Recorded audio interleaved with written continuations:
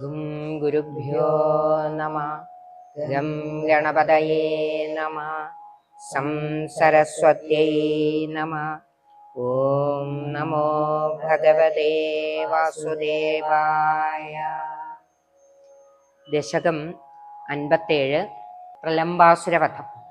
രാമസഹക്വാവിധിനെ കാമദ ഭഗവൻ ഗതോ ഭവാൻ വിപിനം സൂനുഭിരഭി ഗോപാല ധേനുഭിരഭി സംവൃതോ ലസദ്വേഷ. ക്വാപി ദിനേ കാമദ ഭഗവൻ ഭവാൻ. ആഗ്രഹങ്ങളെല്ലാം, കാമദൻ എന്ന് പറഞ്ഞാൽ, കാമം എന്ന് പറഞ്ഞാൽ ആഗ്രഹം, ദാ ചേർത്താല് നൽകുന്നവൻ എന്നർത്ഥം വരും. കാമദ ആഗ്രഹങ്ങളെല്ലാം സാധിപ്പിക്കുന്ന ഹേ ഭഗവാനെ, അങ്ങ് ഒരു ദിവസം ക്വാപി ദിനേ, ക്വാപി എന്ന് പറഞ്ഞാൽ ഒരു ദിനേ ദിവസം, ലസദ്വേഷ രാമസഖ ഗംഭീരമായ വേഷങ്ങളെല്ലാം അണിഞ്ഞ്, ലസദ്വേഷ രാമസഖ ജ്യേഷ്ഠൻ ബലരാമനോടും കൂടി, ഗോപാനാം സൂനുഭിഹി ധേനുഭിഹി അഭിസംവൃത ഗോപന്മാരോടും, ഗോപാനാം സൂനുഭിഹി ഗോപന്മാരോടും കൂടി, പശുക്കളാൽ, ഗോപാനാം സൂനുഭിഹി ഗോപന്മാരുടെ കുട്ടികൾ, അതായത് ഗോപക്കുട്ടികളോടും, ധേനുഭിഹി പശുക്കളാലും, അഭിസംവൃത ചുറ്റപ്പെട്ട്, വിപിനം ഗതഃ വനത്തിലേക്ക് പോയി, ഗോപക്കുട്ടികളോടും പശുക്കളോടും കൂടി വനത്തിലെ ബലരാമനോടും കൂടി വനത്തിലേക്ക് പോയി എന്നാണ് ഇനി ഈ ശ്ലോകത്തിൽ പറയുന്നത്. ഇനി നമുക്ക് അടുത്ത ശ്ലോകം നോക്കാം.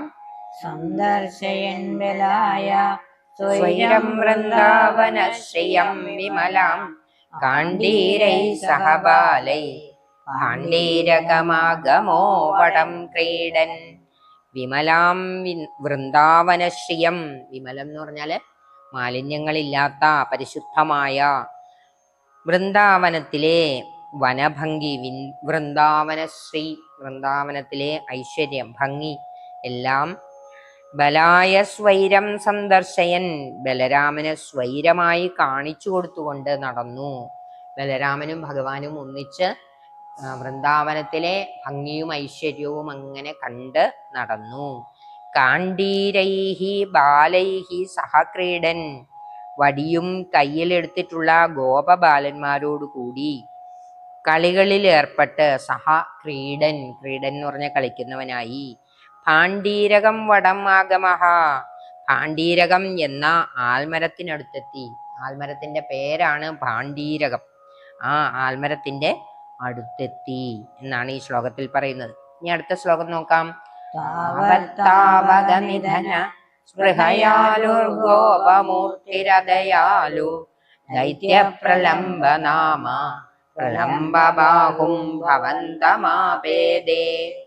താവത് താവകനിധന സ്പൃഹയാലു അദയാലു, താവത് അപ്പോൾ, താവകനിധനം അങ്ങയെ കൊല്ലുന്നതിനായിട്ട് ആഗ്രഹമുള്ളവൻ, സ്പൃഹയാലു എന്ന് പറഞ്ഞാൽ ആഗ്രഹിക്കുന്നവൻ, അദയാലു ദയൊട്ടുമില്ലാത്തവനുമായ, പ്രലംബനാമ പ്രലംബൻ എന്നു പേരായ, നാമ എന്ന് പറഞ്ഞ പേര്, ദൈത്യ ഗോപമൂർത്തി പ്രലംബൻ എന്നു പേരുള്ള അസുരൻ ഒരു ഗോപകുമാരന്റെ വേഷമെടുത്ത്, ഗോപമൂർത്തി എന്ന് പറഞ്ഞാൽ ഗോപകുമാരന്റെ വേഷം ധരിച്ച്, പ്രലംബബാഹും ഭവന്തമാപേദേ വളരെ നീണ്ട കൈകളുള്ള, പ്രലംബ ബാഹു എന്ന് പറഞ്ഞാല് കൈകൾക്ക് നല്ല നീളമുള്ള, ഭവന്തം ആപേദേ അങ്ങയുടെ സമീപത്തേക്ക് വന്നു.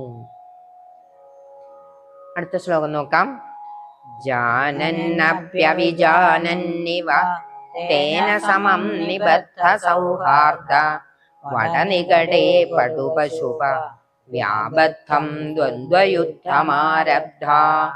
ജാനന്നപി അവിജാനന്നിവ, പ്രലംബന്റെ സൂത്രം മനസ്സിലാക്കിയ അങ്ങ്, ജാനൻ എന്ന് പറഞ്ഞാല് അറിയുന്നവൻ, ജാനൻ അപി അറിയുന്നവനായിരുന്നിട്ടും, അവിജാനൻ ഇവ, അവിജാനൻ എന്ന് പറഞ്ഞാൽ അറിയാത്തവനെ പോലെ, ഇവ എന്ന് പറഞ്ഞാൽ പോലെ, മനസ്സിലാക്കാത്തവനെ പോലെ അഭിനയിച്ചു എന്നാണ്. തേന സമം നിബദ്ധ സൗഹാർദ്ദ, അവനോട് ബാക്കി ഗോപന്മാരോട് പെരുമാറുന്ന പോലെ തന്നെ സൗഹാർദ്ദത്തോടെ പെരുമാറി. ഇവൻ പ്രശ്നക്കാരനാണ്, ഇവൻ അസുരനാണ് എന്ന് ഭഗവാൻ അപ്പൊ തന്നെ മനസ്സിലായി.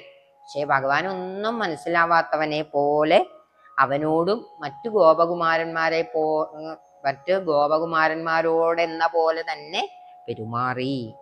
വടനികടെ, ഒരു വടവൃക്ഷത്തിന് സമീപം,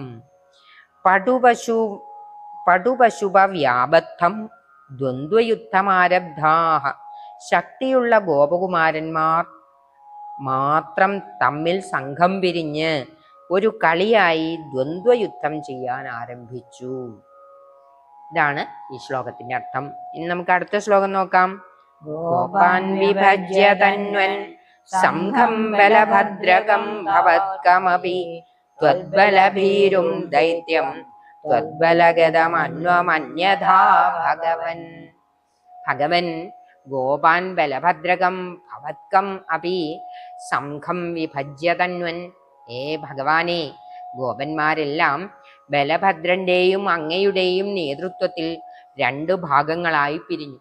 ഒരു ഭാഗത്ത് നേതാവ് ഭഗവാനാണെങ്കിൽ മറ്റേ ഗ്രൂപ്പിന്റെ നേതാവ് ബലഭദ്രൻ എന്നുള്ള രീതിയിൽ അവര് 2 സംഘങ്ങളായിട്ട് പിരിഞ്ഞു. ത്വദ്ബലഭീരും ദൈത്യം, ഭഗവാനായ അങ്ങയുടെ ബലത്തിൽ ഭയപ്പെട്ട അസുരൻ.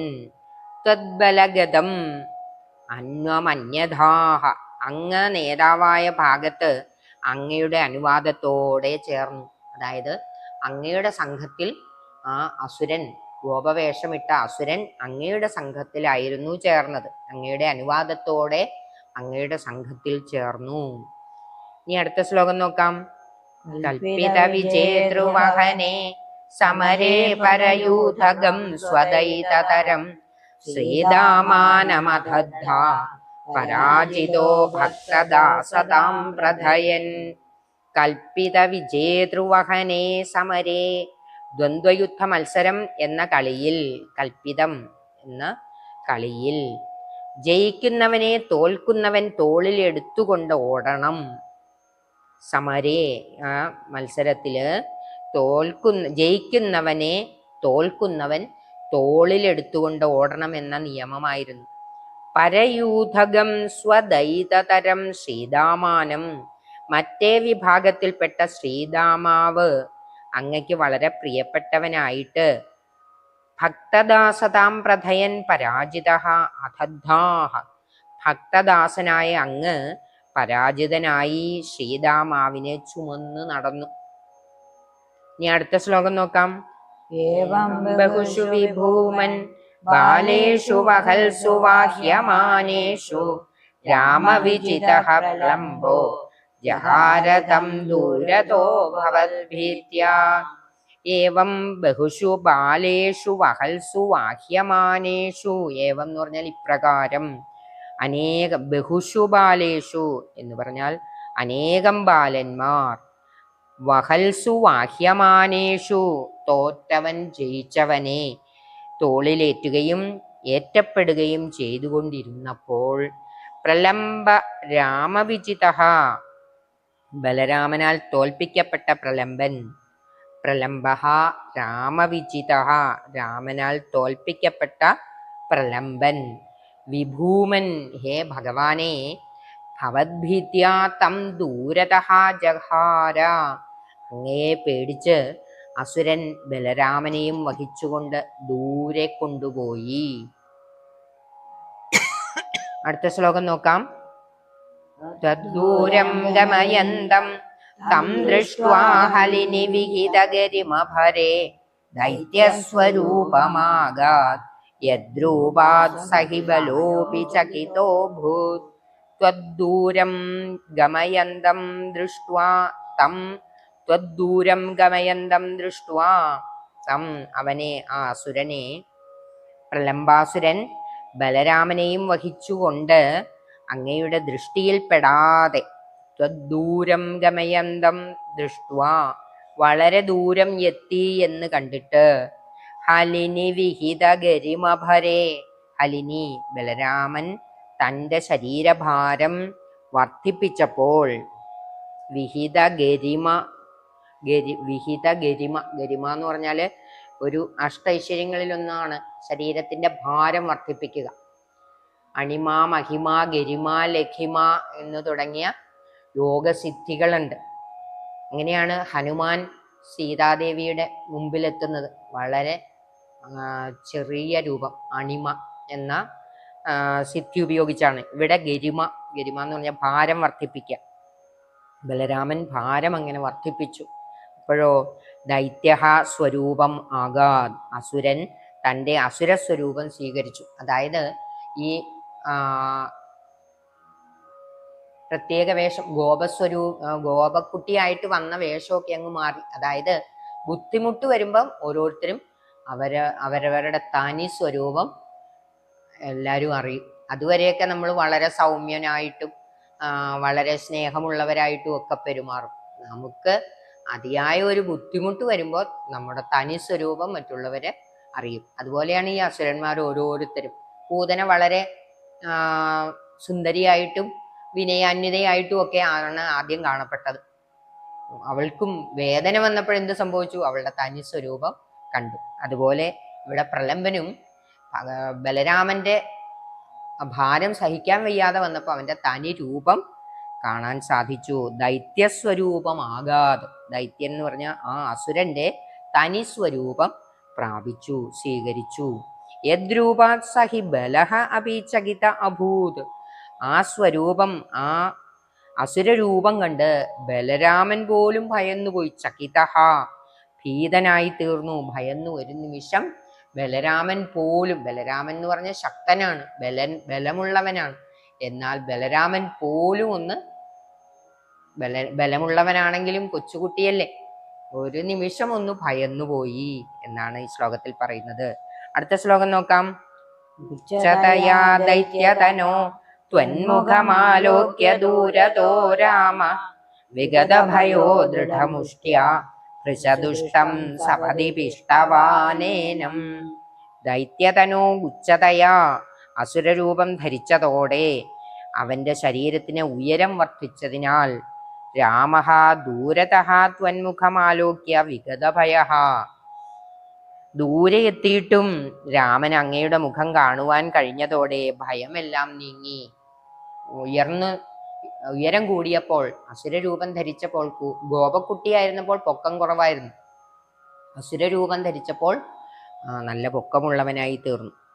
അങ്ങനെ പൊക്കത്തിലിരിക്കുമ്പോൾ രാമന് ദൂരെയുള്ള, ഉയരം കൂടുമ്പോൾ നമുക്ക് ദൂരെയുള്ള കാഴ്ചകൾ സാധ്യമാകുമല്ലോ.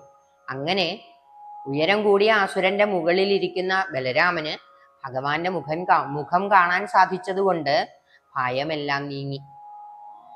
സപതി ഭൃശദുഷ്ടം ഏനം ദൃഢമുഷ്ട്യാ പിഷ്ടവാൻ.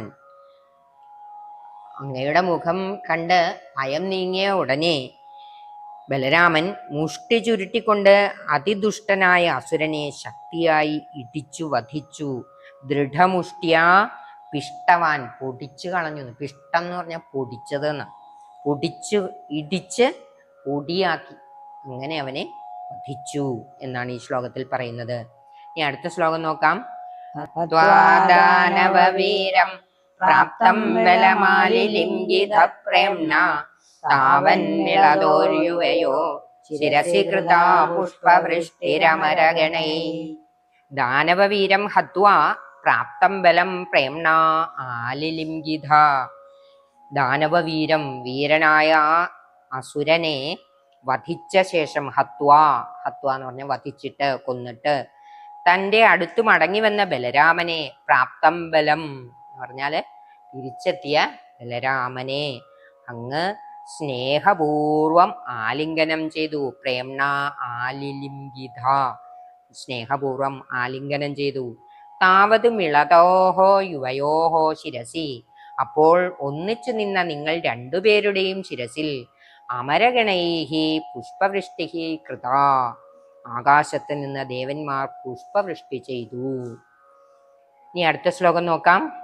ആലംബോ ഭുവനാനാം പ്രാലംബം നിധനമേവ മാരചയൻ കാലം വിഹായ സദ്യോ ലോലംബരുചേ ഹരേ ഹരേ ക്ലേശാൻ. ലോലംബരുചേ ഹരേ, ശ്രീഹരേ ഭഗവാനെ, കരിവണ്ടിന്റെ ശോഭയുള്ളവനെ.